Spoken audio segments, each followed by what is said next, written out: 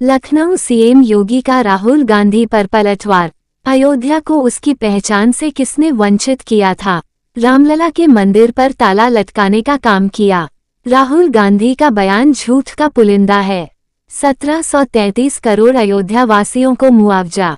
अयोध्या के लोगों उचित मुआवजा दिया गया। यूपी और अयोध्या को बदनाम करने की साजिश। हम लोग ये मानते थे कि हो सकता है कि नेता प्रतिपक्ष बनने के बाद श्री राहुल गांधी परिपक्व होंगे, लेकिन मुझे ये बोलते हुए अत्यंत खेद की अनुभूति हो रही है कि उनका बयान अभी बचकाने से उभर नहीं पाया है। एक अपरिपक्व बुद्धि का व्यक्ति ही इस प्रकार की बचकाना बयानबाजी करेगा। हिंदू भारत का मूल समाज है, भारत की आत्मा है। स्वामी विवेकानंद जी ने कहा था कि गर्व से कहो हम हिंदू हैं। हिंदू कोई जाति सूचक शब्द नहीं है, कोई संप्रदाय सूचक शब्द नहीं है। मत और पंथ से अलग भारत की मूल आत्मा है। श्री राहुल गांधी के इस बयान ने, जिसमें हिंदुओं को बारे में जो टिप्पणियां की हैं, यह सत्य से परे भारत की मूल आत्मा को लहूलुहान करने जैसा है। भारत माता के लहूलुहान करने के इस प्रकार के दुर्भाग्यपूर्ण बयान के लिए श्री राहुल गांधी को देश की जनता से माफी मांगनी चाहिए। राहुल गांधी के इस बयान से जिन लोगों ने प्रत्यक्ष अप्रत्यक्ष रूप से राहुल गांधी के बारे में कोई भ्रम पाला होगा, उनका यह भ्रम अवश्य टूट गया होगा। मैं श्री राहुल गांधी के इस प्रकार के वक्तव्य की निंदा करता हूं और कांग्रेस पार्टी से कहता हूं कि वह श्री राहुल गांधी से भारत की जनता से माफी मांगने के लिए कहें। सर, एक और बयान उन्होंने पार्लियामेंट में दिया राहुल गांधी जी ने। उन्होंने कहा कि अयोध्या का नाम लिया और उनका अयोध्या में जिस तरीके से विकास के नाम पर लोगों का के यहाँ तोड़फोड़ की गई, अतिक्रमण किया गया, उनको मुआवजा नहीं दिया। आप किस तरीके से देखते हैं, कितना सत्य से परे है उनका? देखिए, राहुल गांधी के दोनों बयान इस बात के प्रमाण है कि इनको सत्य से कोई वास्ता नहीं है।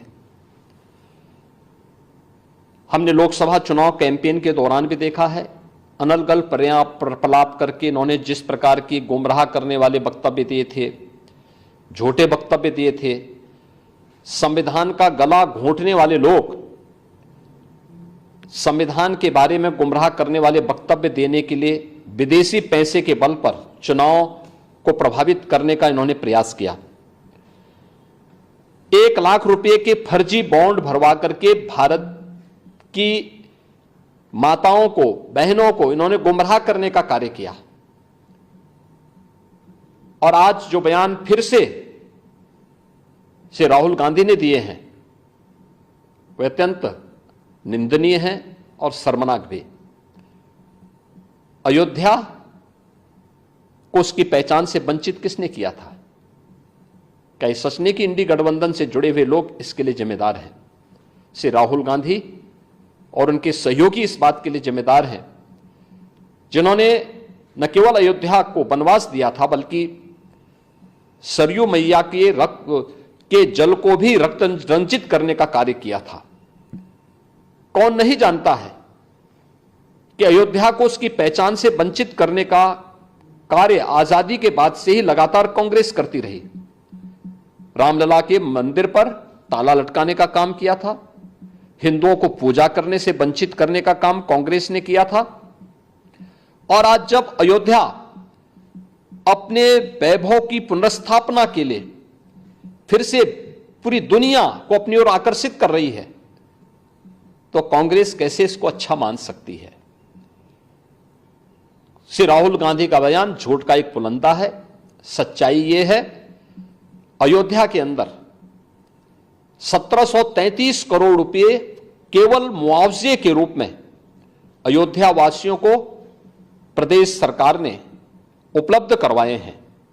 चाहे वह भक्ति पथ हो, राम पथ हो, जन्मभूमि पथ हो, चाहे वह एयरपोर्ट के निर्माण का हो, चाहे वह 14 कोसी परिक्रमा के मार्ग का हो, एक एक वहां के नागरिक को, जिसके नाम पे जमीन थी, जिसके नाम पे दुकान थी, जिसके पास दुकान का पोजीशन था, उन्हें प्रॉपर कंपनसेशन दिया गया।